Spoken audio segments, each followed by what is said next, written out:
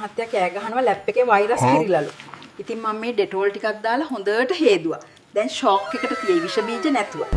මේ දරාස් එකේ අය බොරුනේ කියන්නේ. කැෂ් ඔන් ඩෙලිවරි එපා දැම්ම ගෙවන්නලු. මම මේ පැවකිදන් පණ දාගෙන 1000 කොලේ ඔබන යන්නේ නැහැ. මේ කම්පියුටර් හිල පොඩි වැඩිද මන්ද? කඩේ අයියා කිව්වා දැන් අලුත් ෆෝන් වයර්ලස් charge කරන්න පුළුවන් කිව්වා. ඉතින් මම වයර් එක කපලා දැම්මා. දැන් වයර් නැහැ. කරදරයක් නැහැනේ. කඩේ අයියා කිව්වා ෆොටෝ ක්ලවුඩ් එකට ගියා කියලා. මම පැවත් තිස්සේ ක්ලවුඩ් දිහා බැලුවා මට එක ෆොටෝ එකක්වත් පේන්නේ නැහැ. මට හිතෙනවා වැස්සොත් ෆොටෝ ටික තෙමෙයි කියලා. අර කඩේ සෙල්ෆි ස්ටික් හරි ගණන්. ඉතින් මම අපේ ඉදල මිටේ ෆෝන් එක ගැට ගැහුවා. දැන් මුළු පළාතම ෆොටෝ එකට අහු වෙනවා. හැබැයි අත ටිකක් රිදෙනවා. දොස්තර කිව්වා දවසට අඩි 10000ක් ඇවිදින්නලු. කවද ඔයා කරන්නේ? මෙහෙම අත වැනුවම වොච් එක රැවටෙනවා. මම දැනටමත් කිලෝමීටර් 5ක් දිව්වා වගේ පෙන්නනවා. ටිකිරි මොලේ. කඩේ අයියා කිව්වා මේ මවුස් එකට වයර් නැහැ. ඔන්න තැනක ඉඳන් කරන්න පුළුවන් කියලා. ඔද මම මේ උඩ තියාගෙන වන්නවා ඒතලා යන්නේ නැහනේ. බැටරි බහැලාද මන්ද?